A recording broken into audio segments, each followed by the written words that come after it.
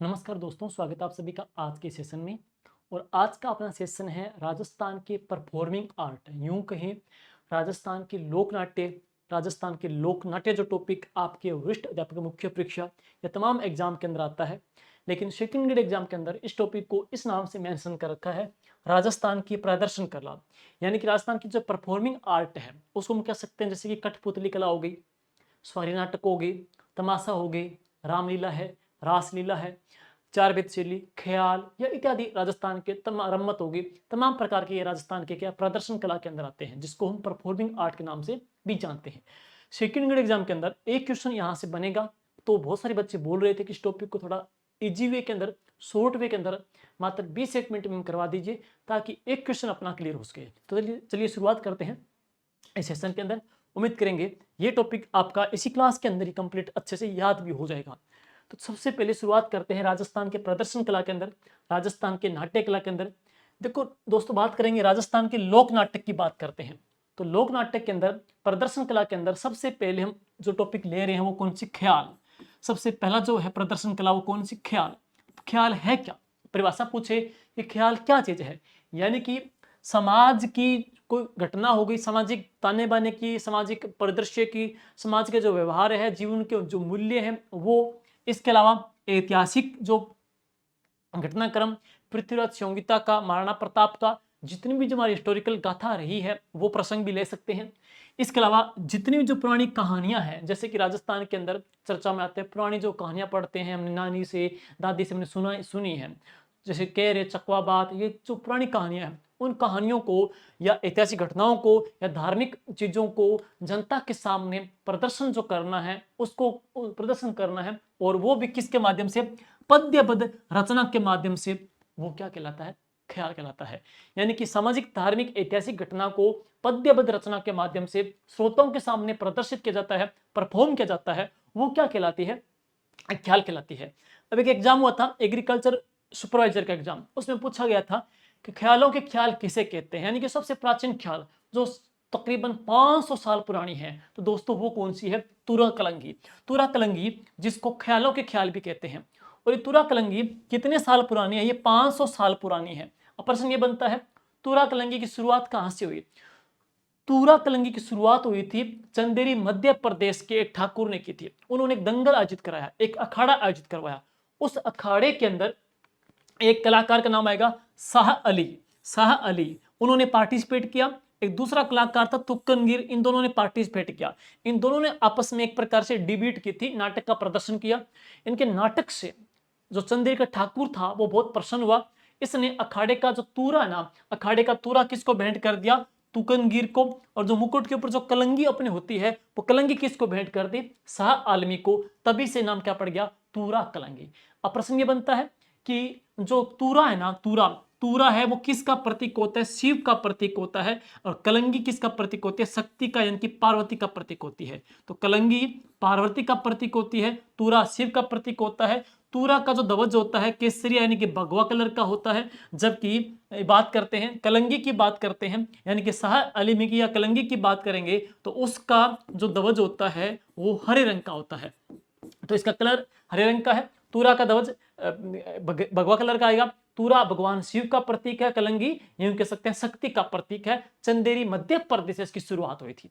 अब राजस्थान में, राजस्थान के अंदर इसकी जो शुरुआत हुई थी ना राजस्थान में, तो राजस्थान में जो केंद्र बिंदु है वो है गोसुंडा और निम्बाहेड़ा, ये क्षेत्र। तो राजस्थान में सावर, गोसुंडा, निम्बाहेड़ा, चित्तौड़गढ़ में राजस्थान में इसकी शुरुआत हुई थी। राजस्थान में शुरुआत करने वाले जो कलाकार कहेंगे वो कौन थे, एक तो नाम आएगा हमीद बेग, एक हमीद बेग, और दूसरे जो हैं वो कौन है, सहड़ू सिंह। तो राजस्थान में शुरुआत करने वाले दो कलाकार, एक तो नाम है हमीद बेग एंड सेकंड कौन है, सहड़ू सिंह ने इसकी शुरुआत की थी। कहां से, चित्तौड़गढ़ से शुरुआत की थी। नेक्स्ट, तुरा कलंगी में कौन से वाद्य यंत्र का प्रयोग होता है, चंग वाद्य यंत्र का प्रयोग होता है। और एक बात और पढ़ेंगे, तुरा कलंगी में जैसे क्या होता है, तुरा कलंगी के अंदर आमतौर पे जो नाटक होते हैं उसमें मंच सजा नहीं होती है, तुरा कलंगी के अंदर मंच को सजाया जाता है। और इसके अंदर स्त्री का जो पात्र किरदार होता है, महिला का जो रोल होता है ना, वो कौन निभाते हैं, पुरुष निभाते हैं। और इसमें बात करेंगे संगीत साज, ये जो संगीत होता है, चतुरा कलंगी का नाटक होने के बाद में संगीत होता है, पहले नहीं होता। तो ऐसा कौन सा ख्याल है जहां पे संगीत नाटक के साथ नहीं, नाटक के बाद में होता, तो कौन सी तुरा कलंगी। सबसे प्राचीन ख्याल कौन सी, तुरा कलंगी। राजस्थान में केंद्र बिंदु कौन सा, चित्तौड़गढ़ है। भारत में शुरुआत कहां से, चंदेरी एमपी से। तूकनगीर को तूरा भेंट किया, तूकनगीर को तूरा भेंट किया। कलंगी किसको भेंट की, शाह आलमी को। तूरा शिव का प्रतीक होता है, कलंगी पार्वती का प्रतीक। तूरा केसरिया कलर या भगवा कलर का है, कलंगी हरे कलर का प्रतीक होती है। नेक्स्ट अब आते हैं वाद्यंत्र कौन सा, चंग वाद्यंत्र का प्रयोग होता है। जयपुरी ख्याल, राजस्थान की तमाम ख्याल के अंदर महिला का रोल तुरा कलंगी महिला निभाएगी, पुरुष निभाएंगे। कुचामनी ख्याल में महिला का रोल पुरुष निभाएंगे। शेखावटी ख्याल में महिला का रोल पुरुष निभाएंगे। राजस्थान की एकमात्र ख्याल कौन सी है जहां पर महिला का रोल स्वयं महिला ही निभाती है, तो दोस्तों वो कौन सी है, जयपुरी ख्याल। तो सबसे बड़ी बात यही है कि राजस्थान की एकमात्र ख्याल जहां पे महिला का रोल स्वयं महिला ही निभाती है, तो कौन सी, जयपुरी ख्याल। जयपुरी ख्याल के अंदर जो कलाकार भाग लेते हैं वो होते हैं गुणीजन खाना के। तो जयपुर के अंदर गुणीजन जो खाना एक महकमा था जिसमें क्या है, राजा महाराजाओं का एंटरटेनमेंट करने के लिए संगीत साज सज्जा की कार्यक्रम की जाते थे। तो वो कलाकार कौन से थे, गुणीजन खाना विभाग के थे। तो जयपुरी ख्याल में गुणीजन खाना के कलाकार भाग लेते हैं। एग्जाम में प्रश्न कैसे आएगा, एग्जाम में प्रश्न ये पूछा जाएगा कि जयपुरी ख्याल कौन कौन से, नाम दिए जाएंगे। जैसे पूछेगा कान गुजरी, मियाँ बीवी, रसीली तंबोलन, ये सारी ख्याल किसके, जयपुरी ख्याल की। इसी प्रकार से पूछ लेगा कि राजस्थान में रुक्मणी मंगल, राजा हरिश्चंद्र और भगत पूर्णमल, ये किसकी ख्याल है, ये सारी तुरा कलंगी की है। तो भगत पूर्णमल या राजा हरिश्चंद्र, रुक्मणी मंगल, भगत पूर्णमल, ये सारी ख्याल किससे है, तुरा कलंगी से है। और वर्तमान में चर्चा में कौन से कलाकार है, चेता सोनी है और स्वर्गीय जयदाल सोनी है। शुरुआत हमीद बेग शेडो सिंह ने की थी। मैं बात आ रहा हूं वापस जयपुरी ख्याल पे। जयपुरी ख्याल के अंदर कौन कौन सी ख्याल है, मियाँ बीवी, रसीली तंबोलन, कान गुजरी। तो यूं कह सकते हैं कि जो मियाँ और बीवी है, पति पत्नी है, दोनों पति पत्नी की जो बातें हैं ना, मतलब दोनों जो थर्ड पर्सन को नहीं बताते, आपस में दोनों जो की पर्सनल बातें हैं, आपस परिवार की बातें हैं,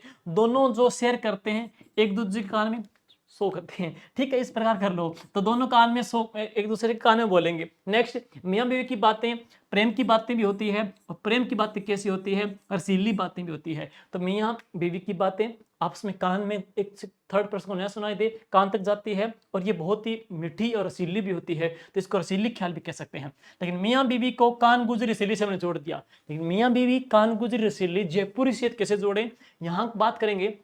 जैसे कि मियाँ बीवी दोनों घूमने जाएंगे तो विशेष तौर पे अब शेखावटी है, कुचामनी है, जयपुर, तुरा कलंगी, राजस्थान में जो मेन के अंदर कह सकते हैं घूमने का, तो उदयपुर की ख्याल तो है नहीं, तो मेन जयपुर ही आएगा। जयपुर के अंदर आमेर, सिटी प्लेस वगैरह वगैरह, नाहरगढ़ घूमने जाएंगे, तो मियाँ बीवी जो घूमने जाएंगे कहाँ पे, नाहरगढ़, जयपुर के अंदर कह सकते हो। जयपुरी ख्याल की ये विशेषताएं, और महिला का रोल स्वयं महिलाएं निभाएगी वो कहाँ पे, जयपुर के अंदर। लेकिन भगत पूर्णमल ख्याल या राजा हरिश्चंद्र ख्याल, रुक्मणी ख्याल, वो सारी कहाँ की है, वो तुरा कलंगी की है। नेक्स्ट कुचामनी ख्याल, कुचामन सिटी, नागौर, डीडवाना, कुचामन की।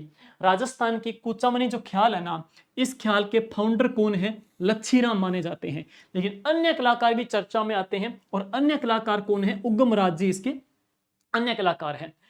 एक राजस्थान की एकमात्र ऐसी ख्याल कौन सी है जिसमें संगीत एक यूरोप का संगीत होता है, ओपेरा शैली में होता है। तो ओपेरा शैली में संगीत होता है, वो ख्याल कौन सी है, तो कुचामनी ख्याल है।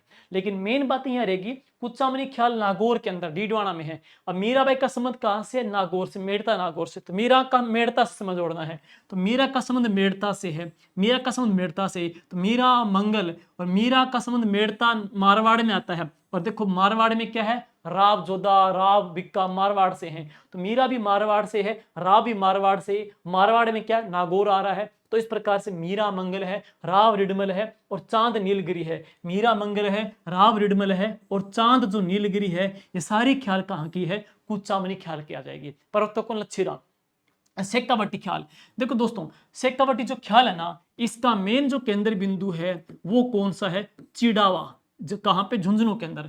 और ये ख्याल 200 साल पुरानी है, और 500 साल पुरानी कौन सी, तुरा कलंगी है।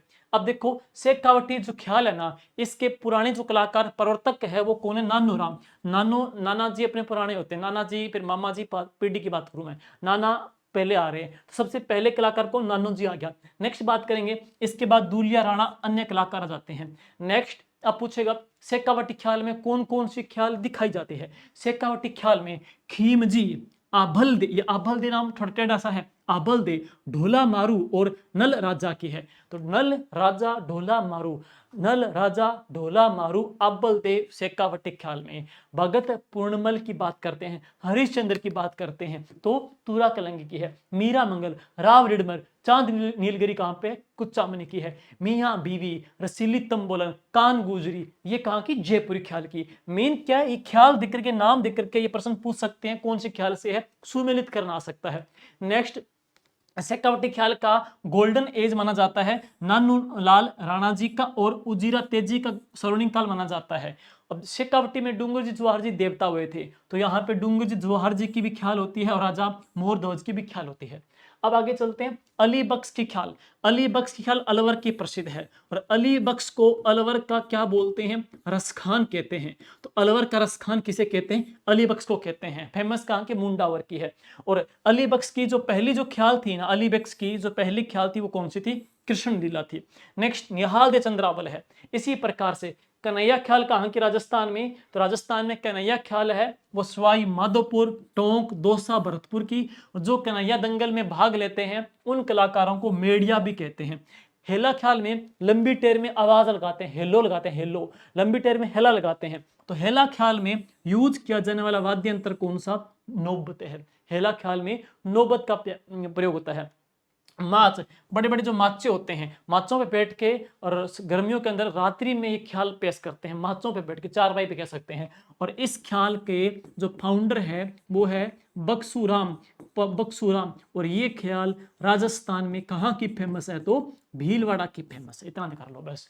नेक्स्ट अब है रम्मत, बहुत ही फेमस है।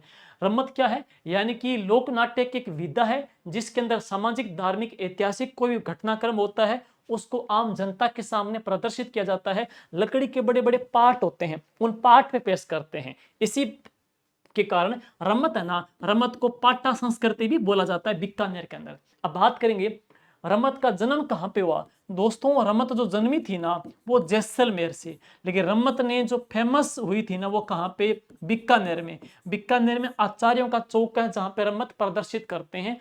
और रम्मत का जन्म कौन से साहित्य से हुआ था, तो एक साहित्य की रचना है वो कौन सी, स्वतंत्र बावनी। बावनी के नाम से और रचना भी है। किरतार बावनी दुर्सा अड्डा की है, दातार बावनी बांकीदास की है, स्वतंत्र बावनी किसकी, तेज कवि की है। स्वतंत्र बावनी तेज कवि की है 1943 1943 के अंदर। इन्होंने हमारे भारत छोड़ो आंदोलन के तहत 1943 के अंदर है, जो हमारे स्वतंत्रता सेनानी थे उनकी रचना, उनका जो योगदान था, उन योगदान को रचना के माध्यम से लिखा और महात्मा गांधी जी को भेंट किया था। तो वहीं से इसका प्रादुर्भाव या बर्थ माना जाता है। तो प्रश्न आ जाए कि रम्मत का जन्म किस रचना से हुआ है, स्वतंत्र बावनी। और स्वतंत्र बावनी लिखने वाले थे तेज कवि, और ये तेज कवि दोस्तों जैसलमेर से थे। तो रम्मत बर्थ जैसलमेर में हुई, लेकिन रम्मत ने पली बड़ी कहां पे, बीकानेर में। फेम कहां पाया, बीकानेर में। बर्थ कहां पे, जैसलमेर। फेम कहां पे, बीकानेर के अंदर। रम्मत की बात करेंगे, रम्मत में ढोलक और नगाड़ा वाद्य यंत्र का प्रयोग होता है। ढोलक और नगाड़ा वाद्य यंत्र का प्रयोग होता है। रम्मत की जब शुरुआत करते हैं तो सबसे पहली रम्मत कौन से देवता की होती है। रम्मत की जब शुरुआत करेंगे तो सबसे पहली जो रम्मत होती है वो फक्कड़ दाता की होती है। और रम्मत के दौरान कौन से देवता की फड़ बांसते हैं, रामदेव जी की फड़ बांसते हैं। तो रामदेव जी की फड़ में वाद्य यंत्र होता है रावण हत्ता प्रयोग, लेकिन रम्मत में वाद्य यंत्र कौन सा प्रयोग होता है, ढोलक और नगाड़ा का प्रयोग होता है। रम्मत में कौन से गीत गाए जाते हैं, चौमासा लावणी गीत रम्मत में गाए जाते हैं, चौमासा लावणी गीत है। और जितनी भी जो रम्मत है उसमें सबसे पवित्र, मधुर, आदर्श दाम्पत्य जीवन की जो रम्मत है ना वो किसकी मानी जाती है, कुंभलगढ़ के राजा थे हेड़ाऊ। कुंभलगढ़ के राजा थे हेड़ाऊ और उनकी वाइफ जो थी ना वो थी मेरी। मेरी उसका नाम था, भेड़ाऊ और मेरी। और उनकी जो रम्मत है ना वो किसने तैयार की थी, ये तैयार की थी जवाहरलाल जी पुरोहित ने तैयार की थी। तो ये राजस्थान के सबसे आदर्श पवित्र दाम्पत्य जीवन की रम्मत है वो कौन सी, हेड़ाऊ और मेरी रम्मत है। और नेक्स्ट रम्मत के कलाकार जवाहरलाल पुरोहित, फाकसुआ महाराज और मनीराम जी व्यास। तो ये है रम्मत, भाई अच्छे से पढ़ लेना रम्मत के बारे में, बीकानेर की फेमस है। अब तमाशा, हंसी मजाक का नाटक होता है। तमाशा मूलतः है कहाँ का? महाराष्ट्र का नाटक है दोस्तों। तमाशा महाराष्ट्र का नाटक है। राजस्थान में तमाशा का केंद्र बिंदु कौन सा है? जयपुर है। मानसिंह प्रथम के समय, मानसिंह प्रथम के समय एक कलाकार था मोहनलाल, मोहनलाल कलाकार था। इन्होंने धमाका मंजरी की रचना की थी। तो इन्होंने धमाका मंजरी के माध्यम से तमाशा की शुरुआत की थी। तमाशा का प्रादुर्भाव है ना मानसिंह प्रथम के समय हुआ, लेकिन कौन सी साहित्यिक रचना से? धमाका मंजरी से। जबकि रम्मत का जो बर्थ हुआ था कौन सी साहित्यिक कृति से? तो स्वतंत्र बावनी से बर्थ किसका? रम्मत का। धमाका मंजरी से बर्थ किसका हुआ था? तो तमाशा का बर्थ हुआ मानसिंह फर्स्ट के समय। कलाकार कौन थे? मोहनलाल प्रजापत कह सकते हैं, वो कलाकार थे। लेकिन रम्मत तमाशा में बात करूंगा, तमाशा की जो शुरुआत राजस्थान में हुई थी ना, तमाशा की शुरुआत कह सकते हैं प्रताप सिंह के समय। तमाशा की शुरुआत किसके समय? प्रताप सिंह के समय। लेकिन तमाशा जो नाटक है इसको सर्वाधिक संरक्षण किसने दिया? राम सिंह ने। तो जयपुर के राजा राम सिंह जी ने इसको संरक्षण दिया। प्रारंभ प्रताप सिंह। लेकिन इसका जन्म किसके समय हुआ? मान सिंह प्रथम के समय इसका जन्म हुआ था। मान सिंह प्रथम के समय इसका जन्म हुआ था। संरक्षण किसने दिया इसको? राम सिंह ने संरक्षण दिया था। लेकिन इसकी शुरुआत किसके समय? प्रताप सिंह के समय हुई थी। अब बात करेंगे रम्मत के जो कलाकार है वो कौन है? भट्ट कलाकार माने जाते हैं। और उस्ताद परंपरा में, तो रम्मत के अंदर उस्ताद परंपरा किसने शुरू की थी? फूलजी भट्ट ने। बागोजी भट्ट, फूलजी भट्ट इसके कलाकार। जब भी मोस्टली भट्ट आएंगे वो रम्मत के कलाकार होंगे। अब रम्मत है कौन कौन सी? जोगी जोगना रम्मत, ही रांझा, जुठन मियाँ। देखो जयपुर की आ रही है, वहां पे जयपुर में मियाँ बीवी पढ़ा। जयपुर में मियाँ बीवी की बातें रसीली पड़ी और कान तक कान गुजरी पड़ी। मियाँ जो बीवी है प्यार के प्रतीक है। हीर रांझा प्यार के प्रतीक है। और प्यार में झूठी चीजें भी खाई जा सकती हैं, हम कह सकते हैं जुठन मियाँ है, प्यार के प्रतीक हीरा रांझा है। जोगी और जोगना है, जोगी और जोगना है। तो जोगी जोगना हीर रांझा जुठन मियाँ सारी ख्याल कहाँ की? तमाशा की। तमाशा जयपुर के अंदर आ जाएगी। सॉरी ख्याल नहीं, तमाशा की फेमस है ये, तमाशा की आ जाएगी सारी है। नेक्स्ट है गंधर्व नाटक।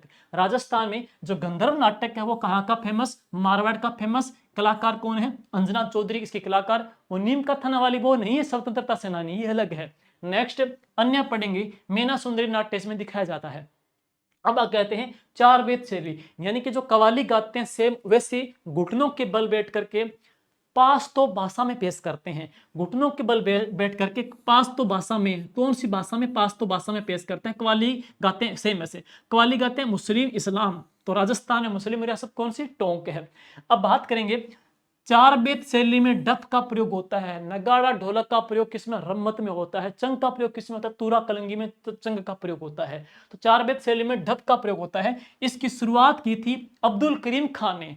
तो राजस्थान में चार बेत शैली की शुरुआत करने वाले कलाकार कौन थे? अब्दुल करीम खान, खलीफा करीम खान इसके कलाकार हैं जिन्होंने शुरुआत की थी। नेक्स्ट है रासलीला। भगवान श्री कृष्ण के जो जीवन की घटनाएं हैं उनको रासलीला कहते हैं। भगवान श्री राम की जीवन की घटनाओं को रामलीला कहते हैं। तो रासलीला के जो प्रवर्तक हैं वल्लभ संप्रदाय के प्रवर्तक कौन? वल्लभा आचार्य जी। और राजस्थान में रासलीला का प्रधान जो केंद्र बिंदु है वो कौन सा? फुलेरा जयपुर है। राजस्थान में रासलीला का प्रधान पॉइंट। इसके अलावा राजस्थान में सांबर जो झील है इसका मुख्य पॉइंट भी कौन सा? फुलेरा जंक्शन जयपुर है। नेक्स्ट अब बात करेंगे जो शिवलाल कुमावत है। शिवलाल जो कुमावत है इन्होंने इसको नया रूप दिया। तो शुरुआत करने वाले जो थे ना वो तो थे वल्लभाचार्य, लेकिन रासलीला को नया रूप किसने दिया है? शिवलाल जी कुमावत ने इसको नया रूप प्रदान किया है। रासलीला ये रामलीला है। नेक्स्ट जो है वो कौन सी है? रामलीला। तो अगली जो लेके चलते हैं तो वह कौन सी है? रामलीला। रामलीला देखो रामलीला के जो प्रवर्तक है वो कौन है? गोस्वामी तुलसीदास जी। गोस्वामी तुलसीदास जी ये रामलीला के प्रवर्तक माने जाते हैं। और राजस्थान में रामलीला का जो केंद्र बिंदु है बिसाऊ झुंझुनू, पाटू दा कोटा और कौन सा? भरतपुर है।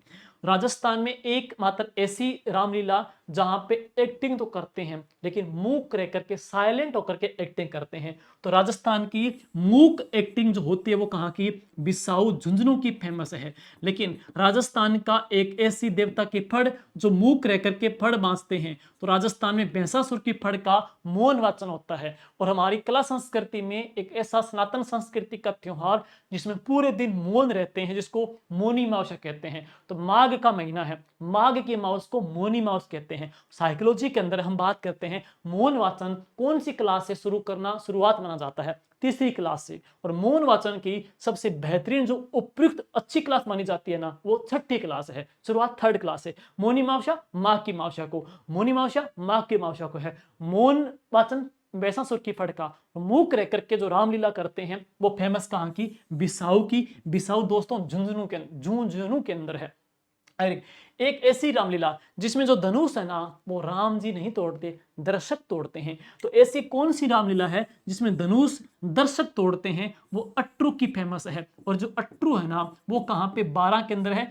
अट्रू के अंदर मामा और भांजा का मंदिर भी बना हुआ है, जिसे फूल देवरा अट्रू 12 में कहा जाता है। नेक्स्ट है राजस्थान की एक ऐसी रामलीला जो सिर्फ 2.5 कड़ी के दोहे बोलते हैं पूरी हो जाती है, वो कहाँ की फेमस, मांगरोल की फेमस है। और मांगरोल राजस्थान में कहाँ पे, 12 में। साड़ियों का भी बहुत बड़ा केंद्र माना जाता है राजस्थान के अंदर। नमो ड्रोन जो दीदी योजना की शुरुआत कोटा में हुई थी, तो राजस्थान की पहली जो नमो ड्रोन जो दीदी थी ना वो कौन थी, राजस्थान में ऋतु मीणा, वो भी मांगरोल से है। नेक्स्ट राजस्थान में राइट टू रिकॉल का प्रयोग 12 दिसंबर 2012 को सबसे पहले कहां पे हुआ, मांगरोल की पालिका अध्यक्ष के खिलाफ हुआ था, राइट टू रिकॉल का प्रयोग है। और नेक्स्ट चलते हैं सनकादियों की लीला। सनकादियों की जो लीला राजस्थान में प्रदर्शित कब होती है, शरद पूर्णिमा को होती है। ये गोसुंडी चित्तौड़गढ़ और बस्सी चित्तौड़गढ़ की फेमस है। लेकिन माउंट आबू के अंदर जनजाति कौन सी, ग्रासिया है, ज्यादा है, तो यहाँ पे ग्रासियों की गौर लीला भी प्रदर्शित की जाती है। आगे चलते हैं स्वांग कला। स्वांग जो कला है यहां पढ़ेंगे एक जाति विशेष के द्वारा, भांट जाति के द्वारा प्रदर्शित की जाती है। भांत भांत के रूप प्रदर्शित करते हैं, तो इसको क्या बोल देते हैं, बहरूपिया कला कहते हैं।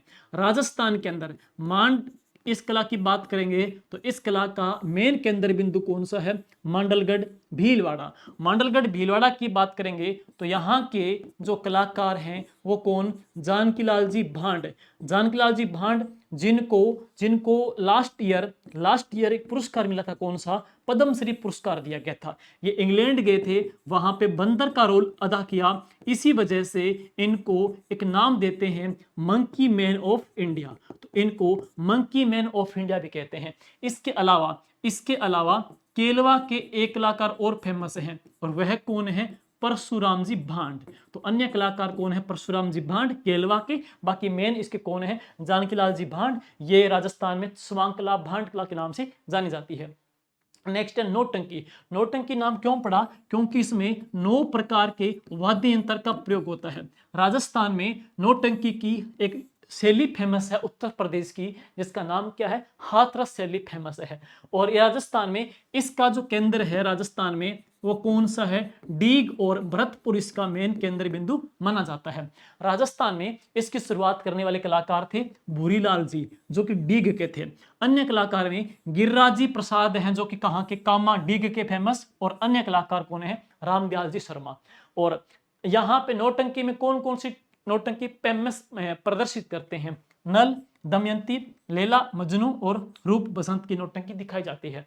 और नौटंकी की महिला कलाकार एक तो गुलाल बाई है, गुलाब नहीं गुलाल बाई है, और कौन है, नुसरत बाई है, नुसरत बाई और गुलाल बाई। और आगे चलते हैं, बहुत ही फेमस नाटक जिसे कहते हैं लोक नाट्यों का मेरू नाटक। जो सबसे पुराना नाटक होता है उसको बोलते हैं मेरू कहते हैं, सबसे प्राचीनतम होता है। तो लोक नाटकों का मेरू नाटक कौन सा, गवरी नाटक है। और राजस्थान में सबसे प्राचीन नाटक भी है, सबसे प्राचीन जनजाति भील जनजाति का भी है, सबसे लंबा चलता है। यह नाटक चलता है पूरे कितने दिन, 40 दिन तक चलता है, सबसे पुराना है, तो इसको मेरू नाटक भी कहते हैं। और इस नाटक का संबंध कौन सी जनजाति से है, भील जनजाति से है। इसकी शुरुआत होती है रक्षाबंधन के अगले दिन। तो रक्षाबंधन जो होता है उस दिन नहीं, रक्षाबंधन के अगले दिन, यानी कि सावन की बात करेंगे, सावन की जो पूर्णिमा है रक्षाबंधन है, तो रक्षाबंधन के अगले दिन, यूं कहेंगे सावन का जो अगला महीना आता है, सावन का महीने के बाद अगला जो महीना आता है, उस महीने के अंदर भादवे की कृष्ण की एकम को, भादवे की कृष्ण की एकम को इसकी शुरुआत होती है। पूरे 40 दिन तक इस नाटक का आयोजन होता है। अब बात करेंगे, इस नाटक में कुछ पात्र होते हैं, यानी कि इस नाटक का मेन जो सूत्रधारक होता है, जो डायरेक्टर होता है, नाटक का जो मेन डायरेक्टर होता है, उसको क्या बोलते हैं? कुटकुटिया कहते हैं। और इस नाटक के अंदर जो व्यक्ति लोक भाषा के अंदर दोहे बोलता है, कविता बोलता है, यानी कि जो व्यक्ति लोक भाषा में दोहे का उच्चारण करता है, उसको क्या बोलते हैं? जामटिया कहते हैं। और जो व्यक्ति कविता का दोहरान करता है, कविता या दोहरान करता है, और उसको क्या बोलता है? खटखटिया कहते हैं। राई और नाटक में जो पूरिया होता है भगवान शिव जी, तो जो व्यक्ति भगवान शिव जी का रोल अदा करता है, यानी कि कहानी होती है, नाटक होता है कि एक राक्षस था भस्मासुर। भस्मासुर ने कठोर तपस्या की, महादेव को प्रसन्न किया। महादेव प्रसन्न हुए कि बोलिए वत्स, क्या वरदान चाहिए? तो उसने कहा कि महादेव है प्रभु, मैं जिस भी अमुक व्यक्ति के सिर के ऊपर हाथ रखूं, वो व्यक्ति बस वहीं भस्म हो जाए। भोले ने वरदान दे दिया, तथास्तु, वरदान मिल गया। अब उसने सोचा कि मैं वरदान की मतलब एक्सपेरिमेंट करूं तो किस पे करूं? आप पे करता हूं। तो भगवान शिव के ऊपर एक्सपेरिमेंट करने लगा कि देखते हैं कि आप भस्म होते हो कि नहीं हो। फिर शिव जी आगे भागते हैं और ये पीछे पीछे भागता है। तो ऐसे करते करते शिव जी जाते हैं भगवान विष्णु जी के पास में।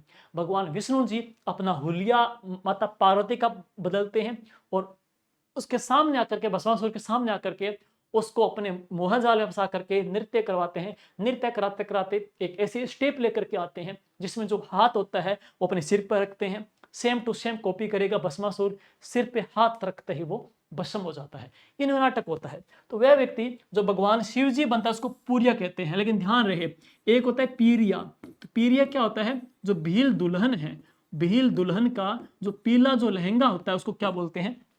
पीरिया कहते हैं। राई क्या होता है? राई वैसे तो होते हैं भगवान विष्णु जी, लेकिन माता गौरी का रूप बन करके, माता गौरी का ये रूप बना करके जो नृत्य करते हैं उसको क्या बोलते हैं? राई कहते हैं। और गौरी बुढ़िया का जो पात्र है वो कौन सा? भस्मासुर। तो जो व्यक्ति भस्मासुर का रोल अदा करेगा वो गौरी बुढ़िया है, जो शिव जी बनेगा वो पूरिया है, जो भगवान विष्णु जी माता गौरी बनते हैं, गौरी के नाम से नाम क्या पड़ गया? गौरी पड़ गया, इस नाम से है खेड़ा देवी। तो कहते हैं कि इस नाटक की जो शुरुआत होती है, इस नाटक की शुरुआत होती है कौन सी देवी से परमिशन लेके करते हैं? खेड़ा देवी की पूजा करके, फिर माता की आराधना से पूजा करके फिर ये नाटक की शुरुआत कर देते हैं।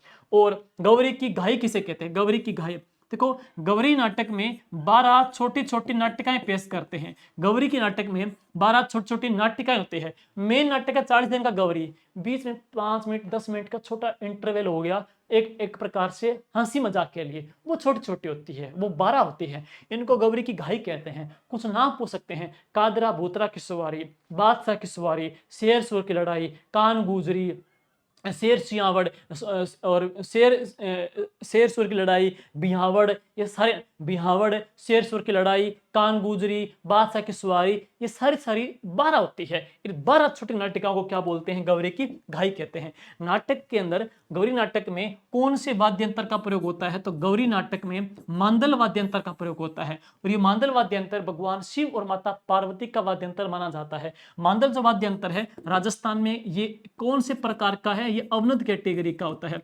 मांदल वाद्यंत्र की बात करेंगे तो इस प्रकार से होता है, एक साइड संकरी होती है और एक साइड इसकी खुली होती है। और ये जो साइड है ना, इस साइड की खुली और संकरी साइड होती है। जो दोनों खुली साइड होती है ना, इसके ऊपर चमड़ा मंड देते हैं, यहाँ पर चमड़ा मंड देते हैं। मिट्टी का बना होता है। चमड़े वाले वाद्यंत्र अवनद में आते हैं। और राजस्थान में ये वाद्यंत्र बनता है कहाँ पे? मोलेला गांव रासमंद में बनता है, मोलेला गांव रासमंद में। मांदल एक राजस्थान का नृत्य भी है, मांदल एक नृत्य भी है जो कौन सी जनजाति का है? ग्रास्य जनजाति का मांदल नृत्य, जो कि महिलाओं का नृत्य, ओनली महिलाओं का नृत्य मांदल ग्रास्य जनजाति का है। नाटक का जो 39 डे होता है, नाटक का 39वां दिन होता है। कुम्हार के घर जाते हैं, उनसे क्या करते हैं? मिट्टी का एक हाथी की मूर्ति तैयार करवाते हैं और चौराहे पे स्थापित करते हैं। और 40वां जो दिन होता है, उस हाथी की मूर्ति को, 40 दिन की हाथी की मूर्ति को वो क्या बोलते हैं? वालावण कहते हैं। 39वें दिन गड़ावन कहलाता है, 40 दिन को बालावन कहते हैं। हाथी की जो मिट्टी की मूर्ति है उसको पानी में विसर्जित कर देते हैं, नाटक खत्म हो जाता है। तो इस प्रकार से ये नाटक कौन सा है? गौरी नाटक, जिसको लोक नाट्यों का मेरु नाटक कहते हैं। 40 दिन तक मांस मदिरा का सेवन नहीं करते, ब्रह्मचारी का पालन करते हैं, महिलाओं की ओर नहीं जाते हैं, ये कठोर नियम का भी जाप करते हैं। तो इस प्रकार से ये इनका नाटक आ जाएगा, बीलों का है। अब है बवाई। बवाई क्या है? यहाँ पढ़ेंगे बवाई नाट्य है। तो बवाई की बात करेंगे। राजस्थान का ये जो नाट्य है एक प्रकार से व्यवसायिक किस्म के अंदर आता है, पेशेवर व्यवसायिक किस्म का नाटक है। इसमें क्या होता है? व्यंग्यात्मक शैली में सवाल जवाब किए जाते हैं, सामाजिक मुद्दे उठाए जाते हैं इसी नाटक के अंदर। और यूं कहेंगे ये जो नाटक है, इस नाटक की उत्पत्ति, बवाई नाटक की उत्पत्ति एक व्यक्ति से मानी जाती है। वो व्यक्ति कौन थे? बागोजी जाट। तो इसकी जो उत्पत्ति बागोजी जाट से मानी जाती है। और ये जो बागोजी जाट थे ना, वो कहां से थे? केकड़ी के थे, केकड़ी अजमेर के। नेक्स्ट है राजस्थान में बवाई नाट्य कहां प्रदर्शित किया जाता है? मेवाड़ और गुजरात के अंदर। तो यह है मेवाड़ गुजरात में प्रदर्शित करते हैं। और बवाई नाटक के अंदर शांता गांधी की जस्मा ओडन का प्रदर्शन विदेशों में भी किया गया है। तो परिणाम में आ सकता है जस्मा ओडन, शांता गांधी की जो रचना है वो कौन से नाटक से संबंधित है? तो वो बवाई नाटक से जुड़ी हुई है। और अन्य जो पढ़ेंगे वो कौन है? बिक्का जी, बागा जी, सग्गो जी, सग्गी जी, सारे बवाई नाटक के अंदर है। कठपुतली कला, यानी कि लकट क्या है? लकड़ी की बनी पुतलियां होती है, लकड़ी की बनी पुतलियां होती है जिनको कठपुतली कहते हैं, स्नातक कहते हैं। कठपुतली ये जो बनती है, यह बनती है अरडू की लकड़ी से। कठपुतली बनती है अरडू की लकड़ी से। राजस्थान में कठपुतलियां फेमस जो है वो कहाँ की है? उदयपुर की। उदयपुर में कठपुतलियों का एक संस्थान है जिसका जो नाम है वो है भारतीय लोक कला मंडल। भारतीय लोक कला मंडल। और भारतीय लोक कला मंडल की स्थापना 1952 को किसने की थी? देवीलाल जी सामर ने की थी। तो यहाँ पे कठपुतलियों का प्रदर्शन इत्यादि किया जाता है। कठपुतली के कलाकार फेमस है देवीलाल जी सामर। और कठपुतली राजस्थान में फेमस है ना, वो कहाँ की? मेवाड़ क्षेत्र उदयपुर की प्रसिद्ध है। कठपुतली जब नाटक करते हैं तो नाटक के दौरान वाद्य यंत्र कौन सा बजाया जाता है? बोली वाद्य यंत्र का प्रयोग होता है। कठपुतली का जो नृत्य है कौन सी जाति का है? तो कठपुतली नृत्य किस जाति का है? नट जाति का। और नट जाति की प्रसिद्ध जो एक कलाकार का नाम आता है वो कौन है? नटनी। नटनी के नाम से 3 बातें हैं। राजस्थान में नटनी का जो चबूतरा बना है वो कहाँ पे है? पिछोला झील के किनारे है। राजस्थान में नटनी की जो छतरी है वो कहाँ पर है? जालोर के अंदर है। नेक्स्ट, राजस्थान में नटनी का जो बाड़ा है वो कहाँ पर? अलवर के अंदर है ये नटनी। तो ये नृत्य कौन सा है? कठपुतली नृत्य, जिसको स्थानक कला कहते हैं। आड़ू की लकड़ी से बनती है, जो नट जाति के द्वारा प्रदर्शित की जाती है, दिखाया जाता है। ये भी एक प्रकार का नाटक या परफॉर्मिंग आर्ट का पार्ट आ जाता है जो कि नट जाति का विशेष तौर पर है। और अब आगे चलते हैं। नट जाति का नट जाति का हमने पढ़ी लिया। नेक्स्ट, स्वारी नाटक। राजस्थान में कई प्रकार के स्वारी नाटक है, जैसे प्रहलाद और नरसिंह की सवारी कहाँ की फेमस है? जैसे राजस्थान में गणगौर की सवारी कहाँ की फेमस है? जैसे राजस्थान में डाकी की सवारी कहाँ की फेमस है?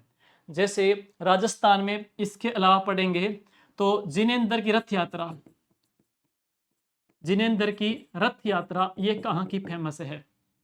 और तो क्या है? प्रहलाद नरसिंह की सवारी राजस्थान में ये फेमस कहाँ की है? गीजगढ़ जयपुर की फेमस है। गणगौर की सवारी फेमस कहाँ की है? जयपुर की फेमस है। डाकी की सवारी ये फेमस कहाँ की है? उदयपुर की प्रसिद्ध है। जिनेंद्र की रथ यात्रा राजस्थान में फेमस कहाँ की है? करौली की फेमस है। स्वारी नाटक में एक प्रश्न रह गया जो सबसे ज्यादा खास आने लायक है राजस्थान में, वो कौन सा है? नहाण महोत्सव। और राजस्थान में दोस्तों नहाण महोत्सव ये फेमस कहाँ का? सांगोद का। सांगोद कहाँ पर है? कोटा में, जहाँ का नहाण महोत्सव फेमस है। तो आप स्वारी नाटक भी थोड़ा देख के जाना। अब आगे मेरे ख्याल से हो गया पूरा। तो ये राजस्थान के परफॉर्मिंग आर्ट थी। मेरे ख्याल से जितना जो मेन टॉपिक था मैंने अच्छे से इसको चुक चुक करके मेन तरीके से करवा दिया है। अच्छे से 2x स्पीड करके इसको आप अच्छे से देख लेना। नेक्स्ट क्लास में इसी प्रकार से एक और अच्छा यूनिक टॉपिक लेके आऊंगा जहां पे आपको लग रहा है कि प्रश्न फंसेगा और छपेगा, वो जैसे कि राजस्थान के अंदर मंदिर स्थापत्य कला के अंदर मंदिरों की शैलियां वगैरह, वो अगला टॉपिक हमारा रहेगा। थैंक यू, जय हिंद।